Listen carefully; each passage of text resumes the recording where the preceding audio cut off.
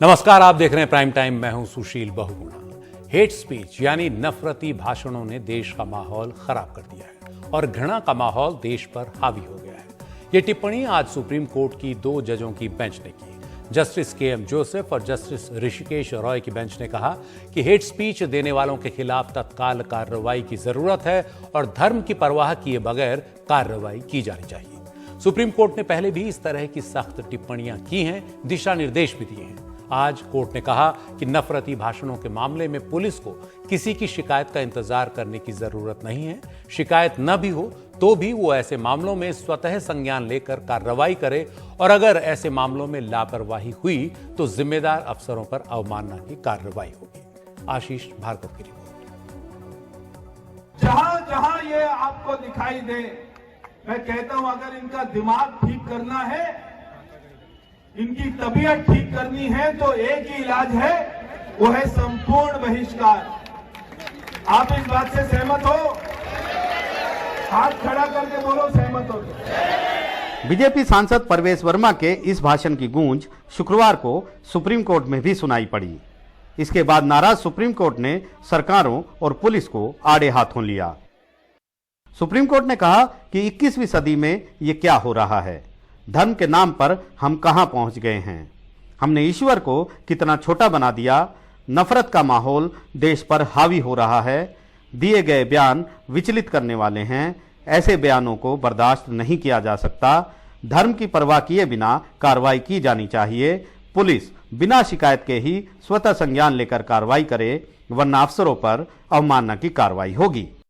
दरअसल supreme court में एक याचिका दाखिल की गई है जिसमें बीजेपी सांसद परवेश वर्मा के बयानों का जिक्र किया गया है, भाषण का जिक्र किया गया है और कहा गया है कि अब वक्त आ गया है, सुप्रीम कोर्ट को दखल देना चाहिए और इसके साथ साथ ऐसे लोगों पर यूएपीए यानी गैर कानूनी गतिविधियों के तहत कार्रवाई हो और साथ ही साथ पूरे मामलों की एसआईटी से स्वतंत्र जांच हो। यूपी और उत्तराखंड के कुछ हेट स्पीच का भी जिक्र किया गया है। धरती की कोई कौम ना तो बच सकती है और ना ही कभी बचेगी। सुप्रीम कोर्ट ने दिल्ली, यूपी और उत्तराखंड की पुलिस को नोटिस जारी कर पूछा है कि हेट स्पीच को लेकर क्या कार्रवाई की गई है। दिल्ली पुलिस को यह भी बताना होगा कि परवेश वर्मा के मामले में क्या हुआ है। Justice KM. जोसेफ और जस्टिस ऋषिकेश रॉय की बेंच ने कहा कि एक धर्मनिरपेक्ष देश के लिए यह अत्यंत चौंकाने वाला है। किसी समुदाय के खिलाफ ऐसे बयान दिखाई दे रहे हैं। अदालत के रूप में ऐसे हालात कभी नहीं देखे गए। किसी को छेड़ते नहीं, लेकिन अगर हमारी बहन बेटी को छोड़ दे तो... हेट स्पीच को लेकर सुप्रीम कोर्ट ने पहले भी सख्त टिप्पणियां की हैं, लेकिन इस बार कोर्ट ने तेवर और सख्त कर लिए हैं। नई दिल्ली से आशीष भार्गव की रिपोर्ट, एनडीटीवी इंडिया। और हेट स्पीच के इस मसले पर सुप्रीम कोर्ट के आज के फैसले और तीखी टिप्पणियों पर ज्यादा बातचीत करने के लिए हमारे साथ 3 खास मेहमान हैं। हमारे साथ हैं जस्टिस एस.एन. ढींगरा, पूर्व जज दिल्ली हाई कोर्ट। इसके अलावा सीनियर एडवोकेट उज्ज्वल निकम हमारे साथ होंगे और यूपी के पूर्व डीजीपी विक्रम सिंह। सबसे पहले सवाल जस्टिस ढींगरा से। जस्टिस ढींगरा, आज सुप्रीम कोर्ट ने जो बात कही, नफरती भाषणों को लेकर सख्त रुख जताया। ऐसा पहले भी सुप्रीम कोर्ट ने किया है, लेकिन आज ये भी चेतावनी दी है कि अगर कोई शिकायत न भी आए तो भी पुलिस खुद संज्ञान लेकर कार्रवाई करे और अगर कोई लापरवाही हुई तो अवमानना की कार्रवाई होगी। तो इस फैसले को आप किस तरह देखते हैं? देखिए, पहली बात तो ये है कि सुप्रीम कोर्ट ये पुलिस वालों को या स्टेट गवर्नमेंट को ये छूट दे रहा है कि वो इस बात को तय करें कि कोई भाषण वो हेट स्पीच है या नहीं है। ये जो वो है छूट, ये बहुत ही खतरनाक है, क्योंकि आप पिछला इतिहास देख लीजिए कि स्टेट गवर्नमेंट जो है पर्सनल इंटरेस्ट से और उससे डिसाइड करती है कि हेट स्पीच है कि नहीं है। अब सुप्रीम कोर्ट तो वहां बैठा नहीं है ये बताने के लिए कि ये हेट स्पीच है या नहीं है। ये गवर्नमेंट का सेक्रेटरी डिसाइड करेगा या कोई पुलिस का एक कांस्टेबल या कोई हेड कांस्टेबल डिसाइड करेगा ये हेट स्पीच है या नहीं है। जिस व्यक्ति को तकलीफ है इससे, जो ये मानता है कि हेट स्पीच है, उसे पुलिस के पास कंप्लेंट देने में कोई परेशानी नहीं होनी चाहिए। अगर कोई भी व्यक्ति ये नहीं कहता कि ये हेट स्पीच है, तो स्टेट गवर्नमेंट किस आधार पर इसको कहेगी कि ये हेट स्पीच है? तो क्या आप मानते हैं कि अगर पुलिस बिना शिकायत के संज्ञान लेने लगेगी या लेगी तो इससे मनमाना रुख अख्तियार कर सकती है और कोई ख़ास सत्तारूढ़ दल या उसका जो प्रशासन है वो अपने हिसाब से तय कर सकता है कि क्या हेट स्पीच है और क्या नहीं? मनमाना इस्तेमाल तो बाद की चीज है। देखिए, कोई भी कंप्लेनेंट जाके ये कह सकता है कि ये हेट स्पीच है, उसकी भी ये मनमानी है। लेकिन स्टेट गवर्नमेंट, देखिए, जब आप किसी के खिलाफ कोई चार्ज लगाते हैं हेट स्पीच का, तो उसको कोर्ट में प्रूव करना होता है। तो आप जो है स्टेट गवर्नमेंट में कौन कहेगा कि मेरी फीलिंग्स हर्ट हुई, मेरे को ये हेट स्पीच लगी? कौन कहेगा? कांस्टेबल कहेगा, सेक्रेटरी कहेगा, डिप्टी सेक्रेटरी कहेगा, चीफ मिनिस्टर कहेगा, मिनिस्टर कहेगा? कौन जाके कोर्ट में गवाही देगा? ये एक बहुत बड़ी हुआ। इसलिए एफआईआर का होना और वो आदमी जो कंप्लेंट जो ये कहता है कि ये हेट स्पीच है, उसका नॉमिनेट होना वहां कि हाँ ये हेट स्पीच है और किस ग्राउंड पे है, वो जरूरी है। एफआईआर क्या होता है? प्रथम सूचना ही तो होती है कि जी ये क्राइम हुआ है। लेकिन क्राइम को अगर आप आईपीसी में या किसी में डिफाइन करते हैं तो आपको ये बताना पड़ता है कि ये क्राइम कब, किसने, कहाँ किया और कैसे हुआ। अगर कोई डेड बॉडी रिकवर होती है तो ये माना जाता है इसको किसी ने मारा है, मर्डर किया है, तो वो एक ब्लाइंड क्राइम है। तो पुलिस को इन्वेस्टिगेट करना होता है कि मर्डर हुआ है, किसने किया है। हेट स्पीच में तो कोई भी आदमी कुछ बोल रहा है, अब वो डिसाइड करेगा, ये कांस्टेबल डिसाइड करेगा, हेड कांस्टेबल करेगा, सेक्रेटरी करेगा, चीफ मिनिस्टर करेगा, कौन करेगा कि ये हेट स्पीच है? या टीवी के रिपोर्टर करेंगे जो अपने उस पर चलाएंगे कि ये देखो जी उसने ये कह दिया, ये तो बहुत गलत है, ये हेट स्पीच है, इससे ये हो जाएगा। तो कंप्लेनेंट का होना बहुत जरूरी है। और ये पहले देखिए, जब स्टेट गवर्नमेंट को एफआईआर दर्ज करनी होती है तो हर स्टेट गवर्नमेंट एफआईआर दर्ज कर देती है। इसमें सुप्रीम कोर्ट को डायरेक्शन देने की जरूरत ही नहीं है। नुपुर शर्मा के खिलाफ और जो दूसरे एक दो मुलजिम के ऐसे स्पीच देने वाले के खिलाफ लगभग 20 मुकदमे दर्ज हो गए। तो वो कोई डायरेक्शन तो नहीं थी सुप्रीम कोर्ट की। स्टेट ने किसी को कंप्लेनेंट बनाया अपने पॉलिटिकल वर्कर को और वो कर दिया। तो ये जो है पहले भी हो रहा है। लेकिन स्टेट बिना किसी कंप्लेंट के अगर स्टेट कोई एक्शन लेती है तो वो गैर कानूनी, उसका कोई आधार नहीं है। जी, आज इसी मसले पर सीनियर एडवोकेट कॉलिन गोंजाल्विस से भी हमारी एक प्रोग्राम में बात हुई, तो उन्होंने कहा कि ऐसे मामलों में कोर्ट को खुद ही और ज़्यादा प्रोएक्टिव भूमिका निभाना चाहिए, खुद संज्ञान लेकर कार्रवाई करनी चाहिए ताकि नफरती बयान देने वालों में एक तरह का डर रहे, वो ऐसा करने से बचें। देखिए, कोर्ट तो बहुत कुछ कर रहा है, मैं इस मामले में जाना नहीं चाहता। कोर्ट खुद भी कई बार हेट स्पीच को सपोर्ट भी करता है और कई बार उसको वो भी करता है, इग्नोर भी करता है। कोर्ट अपनी कंटेम्प्ट को भी इग्नोर करता है और कई बार डराने के लिए कंटेम्प्ट को भी करता है। तो मैं कोर्ट के इसमें स्वतः संज्ञान लेने के मामले में नहीं कर सकता। और स्वतः संज्ञान लेकर कोर्ट क्या करेगा? पनिशमेंट तो नहीं देगा ना। स्वतः संज्ञान लेकर के स्टेट गवर्नमेंट को कहेगा कि लीजिए एफआईआर दर्ज कीजिए और इस पे आगे प्रोसीड करिए, क्योंकि कोर्ट के पास कोई पावर नहीं है कि वो स्वतः संज्ञान ले और पनिश भी कर दे। पनिशमेंट का काम मजिस्ट्रेट का है। कोर्ट स्वतः संज्ञान लेकर मजिस्ट्रेट को यही कहेगा ना कि आप जो है इसको हेट स्पीच मान करके ट्रायल करो। तो लेकिन अगर मान लो कोई जज स्वतः संज्ञान लेता है तो क्या वो जाके गवाही देगा कि मेरे उसमें संज्ञान में ये हेट स्पीच आई और मैं इसको हेट स्पीच मानता हूं, आप जो है इस पे कार्रवाई करिए? तो क्या वो कोई भी जज, हाई कोर्ट का, जो सुप्रीम कोर्ट का, मजिस्ट्रेट के सामने पेश होकर के गवाही देगा? जी, शुक्रिया जस्टिस ढींगरा इस पूरी बातचीत के लिए। हमारे साथ दो और ख़ास मेहमान हैं। सीनियर एडवोकेट उज्ज्वल निकम हमारे साथ हैं और यूपी के पूर्व डीजीपी विक्रम सिंह। आप दोनों का स्वागत है। निकम साहब, पहला सवाल आपसे, जो सुप्रीम कोर्ट ने कहा कि पुलिस इंतज़ार न करे, शिकायत का खुद संज्ञान ले और कार्रवाई करे, तो वैसे भी सीआरपीसी के तहत पुलिस के पास पहले से ये पावर्स हैं, लेकिन क्या आपको नहीं लगता कि इससे कुछ ज़्यादा मनमानापन बढ़ सकता है और पुलिस किसी एक खास पक्ष की तरफ से किसी मामले को देख सकती है?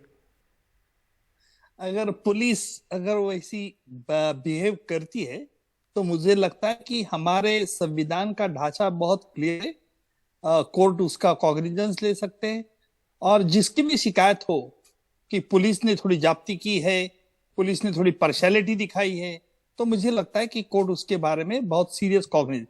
पर आज मैं इस बात से बहुत खुश हूं कि हमारे संविधान में जो पूरा एक सोच है कि किसी भी तरह संविधान बचना चाहिए, डेमोक्रेसी बचनी चाहिए, और इसीलिए आज सुप्रीम कोर्ट ने जो एक कड़ी रोक लगा दी है, एक कड़ी जो टिप्पणी कहूंगा मैं, कि भाई पुलिस ने भी खुद कॉग्निजेंस लेना चाहिए। देखिए, ये हेट स्पीच के माध्यम जो जिस प्रकार जो हमारा मौजूदा कानून है, जो 153 है, जो 505 है, जिससे मैं मानूंगा आईपीसी के तहत, लेकिन जो सोशल मीडिया के माध्यम से वायरल होता है, उसके लिए मुझे लगता है कि आज जो हमारा मौजूदा कानून है पूरी तरह से सक्षम नहीं है। क्योंकि आज हमने देखा है कि हमारे देश में कुछ लोग ऐसे हैं कि हेट स्पीच क्या है नहीं है, इसके पहले ही इस तरह से वायरल हो जाता है, मोड़ तोड़ करके वायरल हो जाता है, जिसमें लॉ एंड ऑर्डर का सवाल आता है, दो कास्ट, दो कम्युनिटी, दो रिलीजन, इसमें एक बहुत अंतर पड़ता है। और इसलिए हमारे संविधान के लिए बड़ी ये खतरे की बात है। इसलिए आज सुप्रीम कोर्ट ने जो कड़ी फटकार लगाई है, मुझे लगता है कि वो सही तरह से ठीक है। जी विक्रम सिंह जी, आप कैसे देखते हैं सुप्रीम कोर्ट के आज के फैसले को? और ये कई बार देखा गया है कि कई बार किसी मामले को पुलिस इग्नोर कर देती है, कई बार किसी मामले में ओवर एक्टिव हो जाती है, तो क्या कुछ इस तरह का डर नहीं होगा, या फिर जो आज जो सुप्रीम कोर्ट ने फैसला दिया है उससे आपको लगता है कि अब हेट स्पीच देने वाले घबराएंगे? सुशील जी, विद्वान पहले से जो बात कही उनसे पूरी तरह से सहमति व्यक्त करते हुए, सुप्रीम कोर्ट के आदेश का स्वागत करते हुए मैं कहूंगा कि इस चीज की बहुत आवश्यकता थी। दुर्भाग्य इस बात का है कि एक सामान्य प्रक्रिया, एक बिल्कुल सामान्य प्रक्रिया जो कि जीवन पर्यंत हम लोगों ने किया है, उसके लिए सुप्रीम कोर्ट की 2 जज की बेंच का हस्तक्षेप आना पड़ा, यानी जगाना पड़ा शासन, प्रशासन और राज्य को। मैं बिल्कुल नहीं समझता। हम लोग स्वप्रेरणा से, और पुलिस, मैं बताता हूं 3 केसेस में, दंगे की स्थिति में, लावारिस लाश के केस में, जहां मुद्दई नहीं मिलता है, पुलिस स्वप्रेरणा से अपराध पंजीकृत करती है, मुद्दई यानी कंप्लेनेंट बन जाती है। लेकिन हेट स्पीच एक ऐसी, उसका एक राजनीतिक आयाम होता है, इसलिए पुलिस वाले भी कतराते हैं कि कौन चौथे पड़े। आज तो ए हैं, कल बी आ जाएंगे, कहेंगे अच्छा तुम बहुत आक्रामक हो रहे थे, अब चलो जरा कुछ दिन तुम डिस्ट्रिक्ट क्राइम रिकॉर्ड ब्यूरो में जरा कुछ दिन रह लो। तो इसलिए पुलिस कर्मी भी, लेकिन अब सुप्रीम कोर्ट के आदेश के बाद, और ये नहीं कि मन की कल्पना शक्ति की उड़ान से कोई एफआईआर निकालेगा, क्योंकि जब एफआईआर लिखाएगा उसकी लीगल ओपिनियन लेगा। उज्ज्वल निकम ऐसे मतलब कुशाग्र अधिवक्ताओं से ओपिनियन ली जाती है। ओपिनियन लेने के बाद क्या हेट स्पीच बनती है, नहीं बनती है? क्योंकि ये भी देखें, कई हेट स्पीच जैसे सर तन से जुदा, कौन एफआईआर लिखाएगा? इसलिए पुलिस की जिम्मेदारी है खुद मुद्दई बन करके कानूनी रिपोर्ट लेकर के और तब एफआईआर कराएं। मैं तो यहां तक कहूंगा, सुप्रीम कोर्ट ने कदाचित 3 स्टेट्स में कहा है, लेकिन जहां जहां सर तन से जुदा हो या कोई भी हेट स्पीच, ये तो संतोष का विषय है कि किसी भी वर्ग की तरफ से हेट स्पीच आए उसका पंजीकरण होना चाहिए, वैधिक अभिमत प्राप्त करने के उपरांत होना चाहिए, निष्पक्ष विवेचना होनी चाहिए, और प्राथमिकता के आधार पर फास्ट ट्रैक कोर्ट में डाल करके 30 दिन के अंदर सुनिश्चित करें सजायाबी हो। और अगर सुप्रीम कोर्ट के आदेशों का निष्ठापूर्वक अनुपालन हो जाए और पूरे देश में 30 दिन के अंदर कम से कम 50 कन्विक्शंस हो जाएं, ये मान के चलिएगा कि 80% बीमारी का इलाज अपने आप हो जाएगा। सुशील जी, लेकिन सर 2018 में भी सुप्रीम कोर्ट ने बड़ी ही विस्तार से गाइडलाइंस दी थी हेट क्राइम को लेकर, मॉब लिंचिंग को लेकर, एक पूरी सिस्टम एक तरह से बताया था कि किस तरह से होना चाहिए। कुछ खास हुआ नहीं उसमें। उसके बाद भी हमने लगातार देखा चुनाव दर चुनाव, भाषण दर भाषण, इस तरह के भाषण दिए जाते रहे, वो चीज जमीन पे अमल में नहीं आई। दिक्कत कहां पर है? क्या सुप्रीम कोर्ट का डर नीचे पुलिस प्रशासन को नहीं रहता? ये देखिए, आपको आदमी पानी के पास ले जा सकता है, पानी पीना या न पीना ये हमारे ऊपर निर्भर करता है। एक अन्य प्रकरण में भारत के निर्वाचन आयोग ने कहा कि हेट स्पीच परिभाषित नहीं है। आप और हमने नहीं कहा, निर्वाचन आयोग ने कहा। और ये मैं जानना चाहूंगा, क्या ये रॉकेट साइंस है? एक चीज ऐसी है जो आपत्तिजनक है, वो हेट स्पीच नहीं, क्योंकि हमारे कानून जो जिन्होंने लिखा है, इतना बड़ा विकल्प सबके हाथ में दिया, जो चीज आपको लगे कि आपत्तिजनक है आप मान लीजिए हेट स्पीच, उसको कीजिए। जब इलेक्शन कमीशन पहले ही पेशबंदी में यह कह रहा है कि हेट स्पीच परिभाषित नहीं है, आप किसी को अपमानजनक बातें कहें, सर तन से जुदा कह दें, आप इस तरीके की आपत्तिजनक बातें कहें और वो हेट स्पीच में नहीं आएगा। इलेक्शन कमीशन ऐसी संवैधानिक संस्था को दिखाई नहीं पड़ रहा है, तो छोटे मोटे उपनिरीक्षक की मैं बात ही क्या करूं। और जैसे होंगे नेत्र वैसा होगा पूजन, और उसी तरीके से देखते हैं अगर हमने काला चश्मा लगा लिया मुझे सब कुछ काला दिखाई पड़ेगा। और सुप्रीम कोर्ट की गाइडलाइंस तो निर्भया केस में भी आती, पूरा 13 क्रिमिनल लॉ अमेंडमेंट एक्ट आया ही इसीलिए था कि एक आक्रोशित देश ने इसको पारित कराया। 0/0 उसके ऊपर भी अमल नहीं, एक भी केस 166 AIPC का दोषी पुलिस कर्मियों के विरुद्ध नहीं हमने पंजीकृत किया। तो ये पहले देख ले क्या हम वाकई गंभीर हैं इसको लागू करने के लिए। अगर हम एक बार गंभीर हो जाए, हमें किसी के हस्तक्षेप की, किसी नए कानून की जरूरत नहीं है। मैंने कम से कम अपने को कभी असहाय नहीं समझा। किसी ने अगर लूज कैनन की तरफ बात की, तुरंत दान महाकल्याण, तुरंत प्रसाद पाया और दोबारा जिंदगी में दुस्साहस नहीं किया उसने। जी निगम साहब, क्या है ऐसा सिस्टम में, ऐसी क्या खामी लगती है आपको कि इतने कानून होने के बावजूद, दुनिया का सबसे बड़ा संविधान होने के बावजूद इस तरह की चीजें आए दिन सामने आती हैं? सुप्रीम कोर्ट ने आज पहली बार ये बात नहीं कही, आज निश्चित ही बहुत और ज्यादा दृढ़ लहजे में कही है, लेकिन इससे पहले भी कई बार इस तरह की बातें कह चुका है। कहां सिस्टम में इस तरह की एक तरह की कमी है कि वो चीजें जमीन पर अमल नहीं होती हैं और जो नफरती बयान देने वाले लोग हैं वो खुलेआम घूमते हैं और आगे भी देते हैं? किस तरह से इसको अमल में लाया जा सकता है? सुशील जी, विक्रम साहब ने आज एक बात सही कही जिसकी तार राजनीति से जुड़ी है। क्यों कमी होती है, पुलिस एक्शन क्यों नहीं ले पाती, ये बड़ी सोचने वाली बात है। आज जो सुप्रीम कोर्ट ने जो फटकार लगाई है, जो लॉ एंड एनफोर्सिंग एजेंसी को साफ तौर पर बता दिया है कि अगर आप हेट स्पीच पर कोई एक्शन नहीं लोगे तो शायद उसे हम कंटेम्प्ट ऑफ कोर्ट मानेंगे। देखिए, ये ओरल ऑब्जर्वेशन है। मैं बहुत इस ओरल ऑब्जर्वेशन को गंभीरता से देख रहा इसलिए सुशील जी, क्योंकि ये oral observation may not be the part of the written order, but ये सुप्रीम कोर्ट का ओरल ऑब्जर्वेशन एक हिदायत दी है लॉ एनफोर्सिंग एजेंसी के, irrespective of the political things आपको एक्शन लेना ही होगा। अभी देखते हैं कि इसके बारे में पूरी सुनवाई के बाद सुप्रीम कोर्ट क्या फैसला देता। आपका जो सुशील जी सवाल है कि क्या खामियां थी आज तक, पहले तो मैं कहूंगा कि जो आज हमारा सोशल मीडिया है इतना वाइब्रेंट हो गया है कि कहीं भी कोई भी स्पीच को तोड़ मोड़ कर इस तरह से वायरल किया जाता है, उस पर हम कुछ कंट्रोल नहीं कर पाते। क्या कंट्रोल करना जरूरी नहीं है? क्या संविधान को इस तरह से धोखा नहीं पहुंचता है? ये राजनीति वालों करने वाले लोगों ने भी सोचना चाहिए। देखिए, मैं एक बात मानता हूं कि वोट मांगे जाते हैं, कास्ट, कम्युनिटी, रिलीजन, ये बात समझ सकता हूं, लेकिन दूसरों को बारे में कुछ कहना ये कहां तक सही है? और इसीलिए लगता है कि सुप्रीम कोर्ट ने जो आज कही है, जो 3 जराजों का जो खुलासा मांगा है, और इसके बारे में स्टैटिस्टिक्स सोचना चाहिए। मैं यहां तक कहूंगा कि अगर जरूरी पड़े तो हमारा जो मौजूदा कानून है उसे संशोधन करके और तगड़ा पुख्ता बनाना चाहिए। और मुझे लगता है कि सुप्रीम कोर्ट ये जरूर कर सकती है सुशील जी, क्योंकि सुप्रीम कोर्ट का ये ऑब्जर्वेशन बहुत इंपॉर्टेंट ऑब्जर्वेशन है। आपने ये कहा सुशील जी, सही कहा कि पहले भी सुप्रीम कोर्ट की इसके बारे में फैसला है, लेकिन इस तौर पर सुप्रीम कोर्ट ने कभी हिदायत नहीं दी कि अगर पुलिस लोग कर्मियों ने कुछ एक्शन नहीं ली तो हम बड़े इसको hold up contempt of court कर सकते हैं। मुझे लगता है कि पार्लियामेंट भी इसके बारे में कुछ ना कुछ पार्लियामेंट को कानून करना पड़ेगा, और देखते हैं क्या होता है इसके बारे में। जी बहुत बहुत शुक्रिया उज्जवल निकम साहब और विक्रम सिंह जी इस पूरी चर्चा के लिए। तो अब देखना है कि सुप्रीम कोर्ट की इतनी सख्त टिप्पणियों के बाद किस तरह से आगे का जो रास्ता है वो तय होता है। हेट स्पीच देने वाले, नफरती भाषण देने वाले, क्या उनके जुबान पर लगाम लगेगी? क्या वो ऐसा करने से डरेंगे? बढ़ते हैं अगले मुद्दे की तरफ, ब्रिटेन की ओर।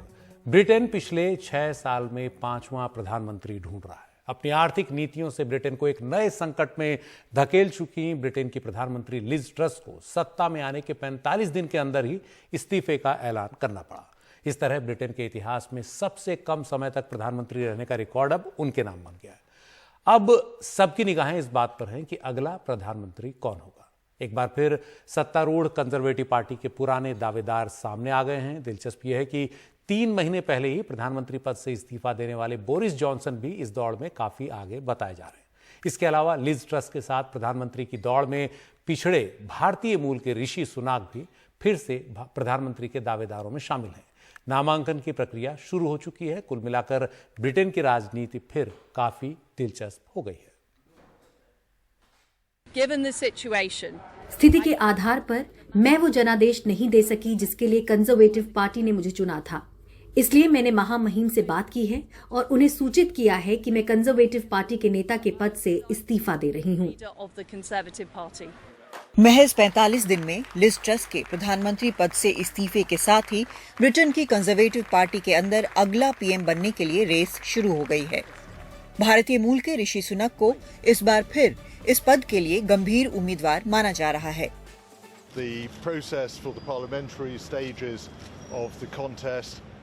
नामांकन प्रक्रिया अब शुरू हो चुकी है और सोमवार 2 बजे बंद हो जाएगी। उम्मीदवारों के पास कम से कम 100 सांसदों का समर्थन होना चाहिए। नामांकन ईमेल या हस्ताक्षर के साथ भेजा जा सकता है।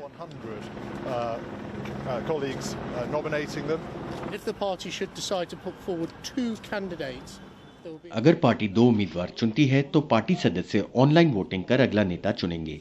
पूरी प्रक्रिया शुक्रवार 28 अक्टूबर तक खत्म हो जाएगी।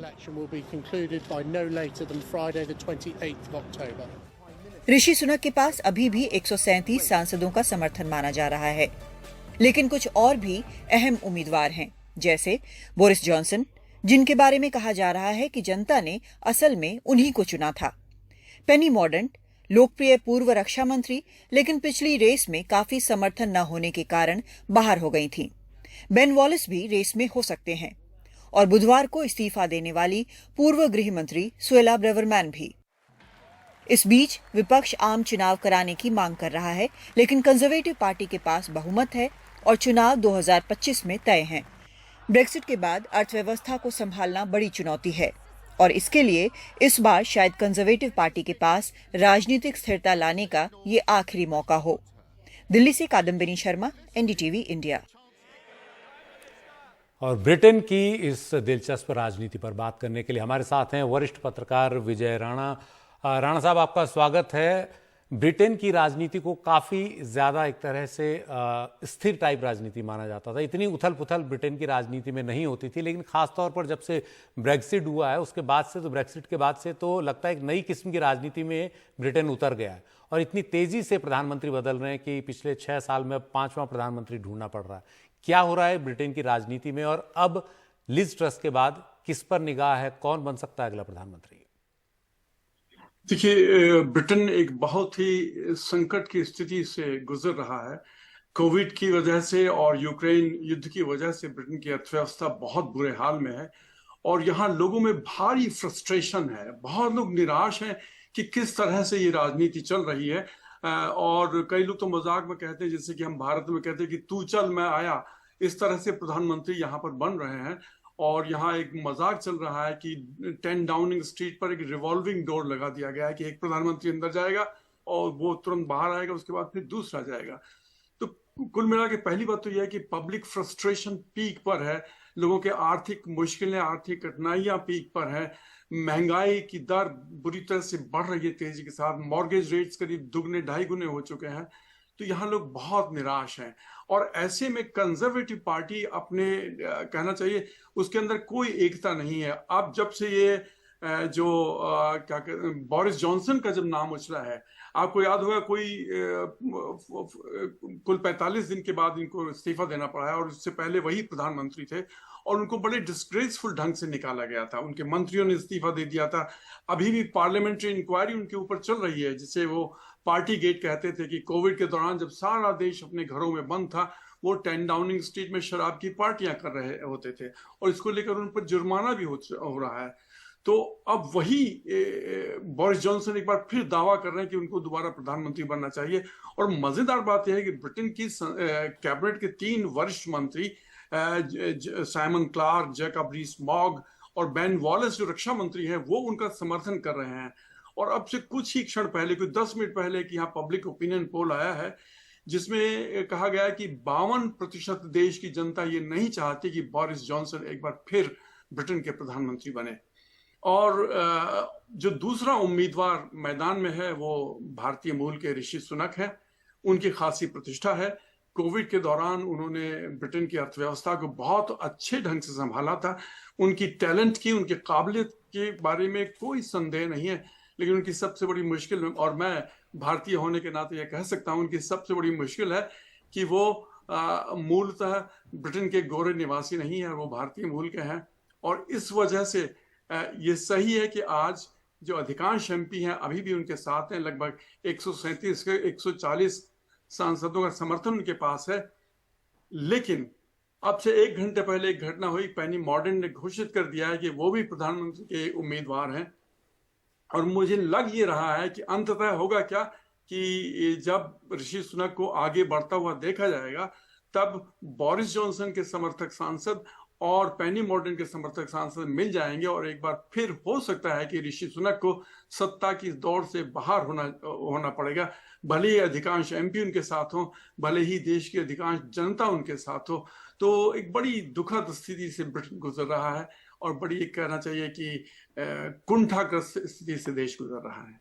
जी, अगर मैं कहूं कि जाति, समुदाय, संप्रदाय की बात हम भारत में करते हैं, कहीं ना कहीं ब्रिटेन की राजनीति में भी दिखता है वो सब अब भी।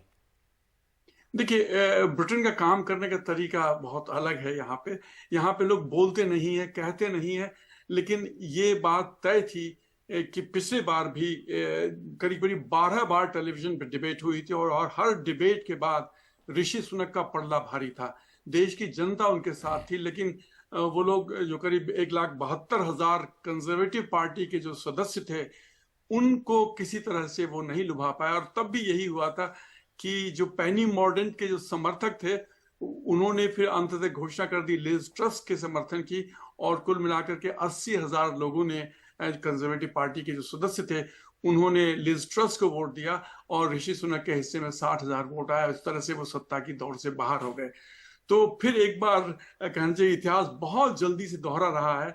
जनमानस में, योग्यता में, अनुभव में ऋषि सुनक सबसे आगे है, लेकिन क्या कंजर्वेटिव पार्टी के सांसद, और यदि जरूरत पड़ी तो क्या कंजर्वेटिव पार्टी के अधिकांश सदस्य जो उम्र में 60+ हैं, जो अमीर हैं, मालदार हैं, रंग से गोरे हैं, परंपरावादी हैं, क्या वो किसी ऐसे व्यक्ति को अपना प्रधानमंत्री मानेंगे जो भारतीय मूल का हो? और मैं कह सकता हूं कि अभी शायद ब्रिटेन में जो ओबामा मूवमेंट है, जो अमेरिका में एक काले व्यक्ति को उन्होंने राष्ट्रपति बनाया था, शायद ब्रिटेन अभी उससे दूर है। आज की स्थिति में तो ऐसा लग रहा है, लेकिन अभी 2 दिन और हैं। देखना यह है कि ऊंट किस करवट बैठता है। अभी बोरिस जॉनसन ने अपनी दावेदारी खुलेआम नहीं तय की है, घोषणा नहीं की है। यदि वो मैदान में कूदते हैं तब उनका रास्ता मुश्किल होगा ऋषि सुनक का, लेकिन यदि वो मैदान में नहीं कूदते हैं, नहीं उतरते हैं, तो शायद वो बन सकते हैं। तो कहना चाहिए कि 10 डाउनिंग स्ट्रीट की कुंजी किसके हाथ में है, ये इस क्षण कहना बहुत मुश्किल है। जी, और जब इस तरह के संकट से पूरा देश गुजर रहा है तो सत्तारूढ़ पार्टी के अलावा विपक्ष पर भी निगाह रहती है। कंजर्वेटिव पार्टी के पास अच्छा बहुमत है, वो अपना कार्यकाल पूरा कर लेगी, भले ही प्रधानमंत्री बदल दे, लेकिन वहाँ विपक्ष क्या कर रहा है, खासतौर पर लेबर पार्टी क्या कर रही है? क्या जो आने वाले चुनाव हैं वहाँ लगभग 2 साल बाद, उनमें कंजर्वेटिव पार्टी के लिए बहुत मुश्किल होगा दोहराना एक बार फिर? देखिए, एक बात तो यह है कि ऐतिहासिक रूप से इस समय लेबर पार्टी कंजर्वेटिव पार्टी से बहुत आगे है जनमत सर्वेक्षणों में। यदि आज की तारीख में चुनाव होता है तो बड़ी आसानी से कीर स्टारमर, सर कीर स्टारमर उनको कहते हैं, जो लेबर पार्टी के नेता हैं, वो अगले देश के प्रधानमंत्री उनका होना तय है। और जैसे ही कल जब लिज ट्रस के इस्तीफे की घोषणा हुई, उन्होंने साफ कहा वो सामने टेलीविजन पर आकर के कि देश अब नहीं चाहता कि कुछ कॉकसेस, कुछ छोटे छोटे वर्ग मिलकर के देश का अगला प्रधानमंत्री तय करें। अब इतने शैम्बल्स के बाद, इतने कहना चाहिए सर फुटबॉल के बाद, अब जरूरी है कि देश में नए चुनाव होने चाहिए। और यदि नए चुनाव होते हैं तो सर कीर स्टारमर देश के अगले प्रधानमंत्री उनका बनना ऑलमोस्ट तय है। इसी तरह से स्कॉटलैंड से भी आवाजें सुनी गई हैं, वहां भी उनका भी कहना यह है कि देश में नए चुनाव आयोजित होने चाहिए। यहाँ एक मुश्किल यह है कि ब्रिटेन में एक फिक्स टर्म पार्लियामेंट का कानून पास किया गया था कुछ साल पहले, यानी 5 साल के बाद ही चुनाव होंगे। और यदि उससे पहले चुनाव करने हैं तो प्रधानमंत्री को उसकी सिफारिश करनी होती है, और प्रधानमंत्री अब कोई है नहीं, तो एक संवैधानिक संकट भी शायद खड़ा हो सकता है। लेकिन उसका हल यह है कि सभी पार्टियां मिलकर के चुनाव के लिए तैयार हैं तो अगले चुनाव होने चाहिए। और यदि अगले चुनाव होते हैं तो जनता का मन एकदम साफ है, वो कंजर्वेटिव पार्टी से पूरी तरह से उकता चुकी है और वो देश में बदलाव चाहती है। जी, बहुत बहुत शुक्रिया विजय राणा जी, वरिष्ठ पत्रकार लंदन से हमारे साथ थे ब्रिटेन की राजनीति पर बात करने के लिए। और ब्रिटेन इस समय संकट से गुजर रहा है, राजनीतिक संकट भी उसके सामने है, आर्थिक संकट भी उसके सामने है, और ऊपर से यूक्रेन रूस युद्ध ने इसे और ज़्यादा बढ़ा दिया है। कोरोना पहले से ही परेशान कर रहा था। वक्त है एक ब्रेक का, और ब्रेक के बाद देखेंगे क्यों प्रदूषण फिर बढ़ने लगा है और इसे रोकने के लिए इस बार पंजाब की आप सरकार क्या कुछ कर रही है। वक्त है ब्रेक का।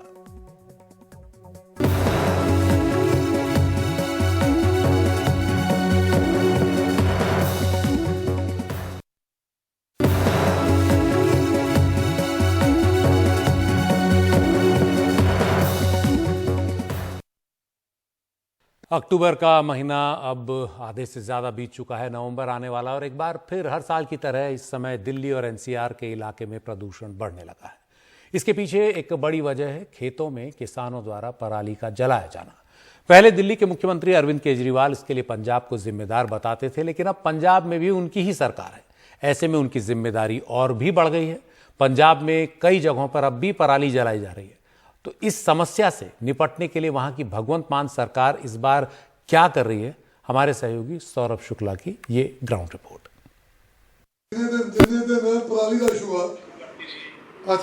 पंजाब के कृषि मंत्री कुलदीप सिंह धालीवाल अमृतसर के कृषि अधिकारी से वीडियो कॉल पर बात करके उस खेत पर जाने के लिए कह रहे हैं जहां पराली जलाई जा रही है। दरअसल पराली जलाने की समस्या से निपटने के लिए पंजाब सरकार ने एक विशेष वॉर रूम बनाया है, जहां सैटेलाइट के जरिए पंजाब सरकार की टीम 24 घंटे मॉनिटरिंग करती है और जैसे ही किसी खेत में उन्हें आग की तस्वीर मिलती है तो तुरंत उसकी गूगल लोकेशन लेकर अपनी टीम को पराली जलाए जा रहे खेत पर भेज देती है।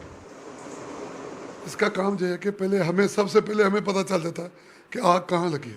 कैसे पता चलता है आप लोग? सैटेलाइट से हम पता कर लेते हैं कि कहाँ आग लगी है। हम उससे अपनी ब्यूरोक्रेसी को, अपने अफसर जो है खेती बाड़ी के, उधर भेज देते हैं कि जल्दी जाओ, किसान को समझाओ, बंद करो, दूसरे खेत में ना लग जाए। सुबह 9 बजे जो स्टार्ट हो जाता है, 9 बजे उनकी लोकेशन ले लेते हैं कि भाई आप कहाँ हो, सबसे बताओ आप खेतों में हो, गाँव में हो, कहाँ चाह रहे हो। कोई भी चीज़ किसान को चाहिए उसकी हेल्प कर रहे हैं। जे व्हाट्सएप नंबर किसानों को दिया कि आपको कोई मशीन चाहिए, आप इस पे मतलब जरा बात करें। सरकारी आंकड़ों के मुताबिक इस साल पराली जलाने के मामलों में कमी आई है। 2020 में 20 अक्टूबर तक 8,065 मामले सामने आए थे। 2021 में 20 अक्टूबर तक 3,730 मामले सामने आए और 2022 में 20 अक्टूबर तक 2,721 मामले ही सामने आए हैं। लेकिन पंजाब सरकार के दावों से ये तस्वीर थोड़ी अलग है। चंडीगढ़ से 20 किलोमीटर दूर तरनजीत सिंह ने अपने 6 एकड़ के खेत में पराली में आग लगा दी है। तरनजीत कहते हैं कि पराली से दिल्ली में प्रदूषण नहीं होता, किसान दशकों से पराली जलाते आए हैं। सरकार को अगर इतनी ही फिक्र है प्रदूषण की तो किसानों को मुफ्त में पराली काटने वाली मशीनें दें। तो आपको लगता है प्रदूषण का एक मुद्दा है आप लोगों के लिए या फिर पराली का कोई मुद्दा नहीं? पराली का कोई मुद्दा नहीं, झूठ है। ਸੁਣਾ ਪਰਾਲੀ ਦਾ ਜੇ ਮੁੱਦਾ ਹੋਵੇ ਪੰਜਾਬ ਦੇ ਵਿੱਚ ਧੂਆਂ ਨਿਕਲਦਾ, ਪੰਜਾਬ 'ਚ ਤਾਂ ਕੋਈ ਅਸਰ ਹੋਵੇ, ਦਿੱਲੀ 'ਚ ਕਿਉਂ ਅਸਰ?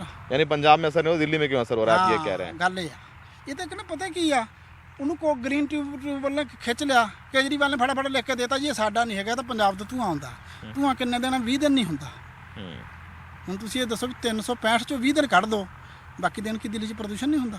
तो आप लोग पराली जलाना मतलब कहते हैं कि पराली जलाने से आपको लगता है सालों से करते आए हैं आप? ਸਾਡੀ ਮਜਬੂਰੀ ਆ, ਸਾਨੂੰ ਸ਼ੌਂਕ ਨਹੀਂ। ਜੇ ਕੋਈ ਚੁੱਕ ਕੇ ਲੈ ਜੇ, ਸੁਣ ਮੇਰੀ ਗੱਲ, ਕੋਈ ਲੈ ਜਾਏ ਅਸੀਂ ਖੁਦ ਕਹਿੰਦੇ ਪਏ ਲੈ ਜੇ ਹੱਥ ਜੋੜ ਕੇ, ਕੋਈ ਨਹੀਂ ਲੈ ਜਾਂਦਾ ਇਹਨੂੰ, ਕੋਈ ਨਹੀਂ ਲੈ ਜਾ ਰਿਹਾ, ਕੋਈ ਨਹੀਂ ਲੈ ਜਾਂਦਾ। ਜਿਹੜੀਆਂ ਮਸ਼ੀਨਾਂ ਵੀ ਬਣੀਆਂ ਨੇ ਨਾ, ਉਹਨਾਂ ਦੇ ਉੱਤੇ ਵੀ ਉਨਾ ਹੀ ਖਰਚਾ ਹੁੰਦਾ ਪਿਆ, ਉਹਨਾਂ ਨੂੰ ਕੁਝ नहीं बचता ਪਿਆ। अरविंद केजरीवाल जी हिंदुस्तान के पहले शासक नहीं है जिन्होंने पटाखों पर बैन लगाया है दिवाली पे। प्रदूषण को लेकर हर बार की तरह राजनीति भी तेज हो गई है। बीजेपी ने दिल्ली के प्रदूषण को लेकर दिल्ली के मुख्यमंत्री अरविंद केजरीवाल के घर के बाहर प्रदर्शन किया।